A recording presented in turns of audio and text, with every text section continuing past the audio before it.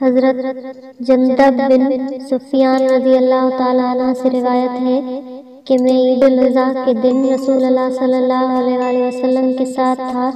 ابھی آپ صلی اللہ علیہ وآلہ وسلم نے نماز سے فارغ ہو کر سلام بھی نہیں پھیرا تھا کہ آپ صلی اللہ علیہ وآلہ وسلم نے ذبح شدہ قربانیوں کا گوشت دیکھا کہ نماز عید سے فارغ ہونے سے قبل ہی ذبح کر دیا گیا، تو آپ صلی اللہ علیہ وآلہ وسلم نے فرمایا، جس آدمی نے اپنی نماز یا نماز سے قبل قربانی ذبح کر لی ہے، اسے چاہیے کہ وہ اپنی قربانی کی جگہ دوسری قربانی کرے، اور جس نے ذبح نہیں کیا اس کو چاہیے کہ اللہ کا نام لے کر ذبح کرے۔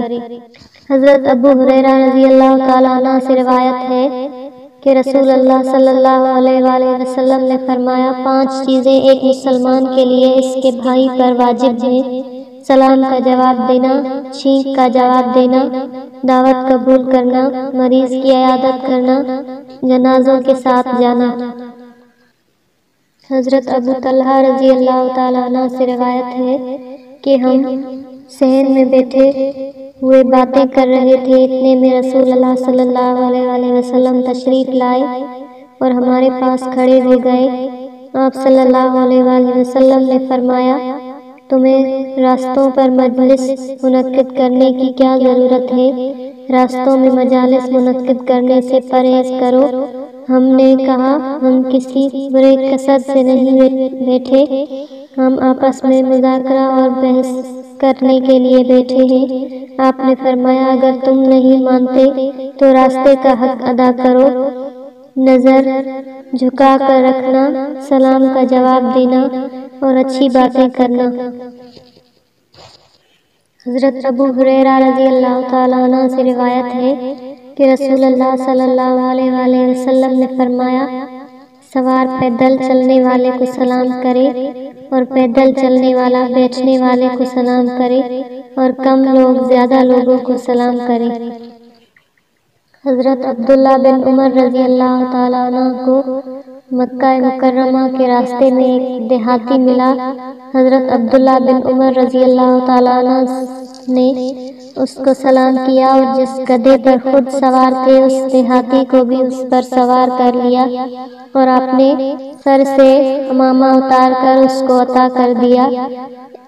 ابن دینار کہتے ہیں کہ ہم نے ان سے کہا، اللہ تعالیٰ آپ کو جزائے خیر دے، یہ دیہاتی لوگ ہیں اور معمولی چیز سے بھی راضی ہو جاتے ہیں۔ حضرت عبداللہ بن عمر رضی اللہ تعالیٰ عنہ نے کہا، اس آدمی کا والد حضرت عمر بن الخطاب رضی اللہ تعالیٰ عنہ کا دوست تھا، اور میں نے رسول اللہ صلی اللہ علیہ وآلہ وسلم کو یہ فرماتے ہوئے سنا ہے، سب سے بڑی نیکی یہ ہے کہ کوئی بیٹا اپنے باپ کے دوستوں سے نیکی کرے۔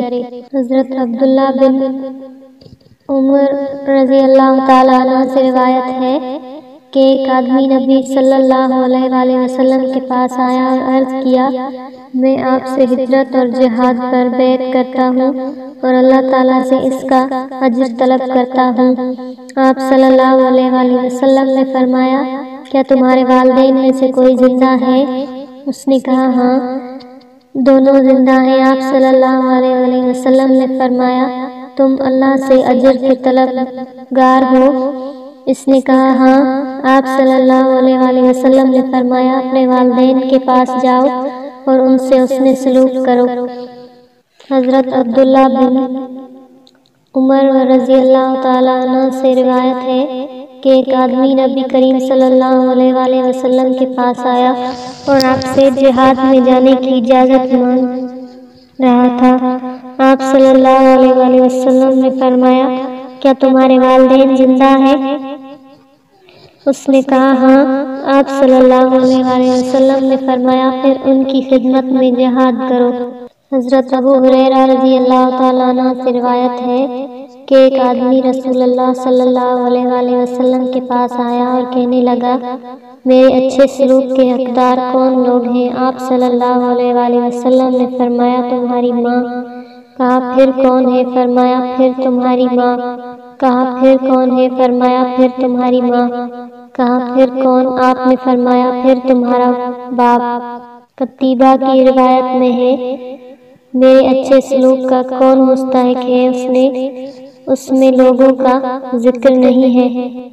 حضرت ابو ہریرہ رضی اللہ تعالیٰ عنہ سے روایت ہے کہ نبی کریم صلی اللہ علیہ وآلہ وسلم نے فرمایا، اللہ عز و جل نے ارشاد فرمایا، میں نے اپنے نیک بندوں کے لیے وہ نعمتیں تیار کر رکھی ہیں جن کو نہ کسی آنکھ نے دیکھا ہے اور نہ کسی کان نے سنا ہے اور نہ کسی انسان کے دل میں ان کا خیال آیا ہے۔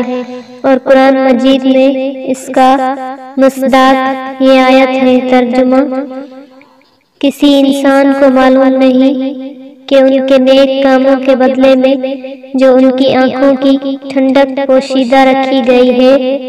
حضرت انس بن مالک رضی اللہ تعالیٰ عنہ سے روایت ہے کہ رسول اللہ صلی اللہ علیہ وآلہ وسلم نے فرمایا، جنت ناپسندیدہ چیزوں، تکلیفوں سے گھری ہوئی ہے اور جہنم نفسانی خواہشوں سے گھری ہوئی ہے۔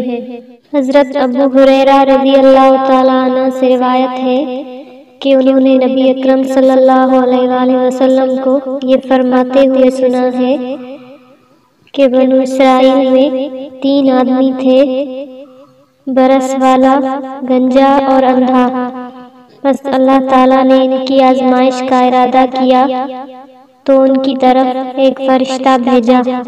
وہ برس والے کے پاس گیا اور اس سے کہا، تم کو کون سی چیز زیادہ پسند ہے؟ اس نے کہا، حسین رنگ اور حسین جلد، اور مجھ سے برس کے یہ داغ دور ہو جائیں جن کی وجہ سے لوگ مجھ سے نفرت کرتے ہیں۔ بس فرشتے نے اس پر ہاتھ پھیرا اور اس سے وہ داغ دور کر دیے اور اس کو حسین رنگ اور حسین جلد دے دی۔ پھر اس سے پوچھا، تم کو کون سا مال زیادہ پسند ہے؟ اس نے کہا، اونٹ، یا اس نے کہا، گائے۔ اس میں راوی اسحاق کو شک ہے، مگر یہ کہ برس والے اور گنجے میں سے ایک نے اونٹ کہا تھا اور دوسرے نے کہا تھا گائے۔ راوی نے کہا، پھر اس کو 10 ماہ کی گابن دے دی گئی اور دعا دی کہ اللہ تعالیٰ تم کو ان اونٹنیوں میں سے برکت دے۔ پھر وہ فرشتہ گنجے کے پاس گیا اور اس سے پوچھا، تم کو کون سی چیز سب سے زیادہ پسند ہے؟ اس نے کہا، حسین بال، اور اللہ تعالیٰ مجھ سے یہ گنج دور کر دے جس کی وجہ سے لوگ مجھ سے نفرت کرتے ہیں۔ پھر فرشتے نے اس پر ہاتھ پھیرا اور اس سے گنج دور کر دیا اور اس کو حسین بال دے دیے۔ پھر اس سے پوچھا کہ کون سا مال تم کو زیادہ پسند ہے؟ اس نے کہا، گائے۔ سو اس کو گابن گائے دے دی گئی۔ پھر وہ فرشتہ اندھے کے پاس گیا اور اس سے پوچھا کہ تم کو کون سی چیز زیادہ پسند ہے؟ اس نے کہا، یہ کہ اللہ تعالیٰ میری بینائی لوٹا دے جس سے میں لوگوں کو دیکھوں۔ پھر فرشتے نے اس پر ہاتھ پھیرا تو اللہ تعالیٰ نے اس کی بینائی لوٹا دی۔ پھر اس سے پوچھا کہ کون سا مال تم کو زیادہ پسند ہے؟ اس نے کہا، بکریاں۔ تو اس کو بچہ دینے والی بکری دے دی گئی۔ پھر ان دونوں نے اور اس نے بچے دیے تو ایک کے لیے اونٹوں کی وادی ہو گئی اور دوسرے کے لیے گایوں کی وادی ہو گئی اور تیسرے کے لیے بکریوں کی وادی ہو گئی۔ پھر وہ فرشتہ برس والے آدمی کے پاس اس کی شکل اور صورت میں گیا اور کہا، وہ ایک مسکین آدمی ہے، اور کہا، اس سفر میں تمام مال اسباب ختم ہو گیا اور اب اللہ کی مدد کے سوال میرا گھر پہنچنا مشکل ہے۔ اس سفر میں تمام مال اسباب ختم ہو گیا اور اب اللہ کی مدد کے سوا میرا گھر پہنچنا مشکل ہے۔ جس ذات نے تجھ کو حسین رنگ اور حسین جلد دی اور اونٹوں پر مشتمل مال دیا، میں اسی کے نام سے تجھ سے ایک اونٹ کا سوال کرتا ہوں جو اس سفر میں میرے کام آئے۔ برس والے نے کہا میرے حقوق بہت زیادہ ہیں۔ فرشتے نے کہا میں تو تم کو جانتا ہوں، کیا تم وہ برس والے فقیر نہیں تھے جس سے لوگ نفرت کرتے تھے؟ پھر اللہ تعالیٰ نے تم کو یہ مال دیا۔ اور اس آدمی نے کہا یہ مال تو مجھے اپنے بڑوں سے پشت در پشت ملا ہے۔ فرشتے نے کہا اگر تم جھوٹے ہو تو اللہ تعالیٰ تم کو پھر پہلی حالت کی طرف لوٹا دے۔ پھر وہ فرشتہ اسی کی شکل میں اس گنجے کے پاس گیا، پھر اس سے اسی طرح سوال کیا جس طرح برس والے آدمی سے سوال کیا گیا تھا۔ گنجے نے بھی اسی طرح جواب دیا جس طرح برس والے نے جواب دیا تھا۔ فرشتے نے کہا اگر تم جھوٹے ہو تو اللہ تعالیٰ تجھ کو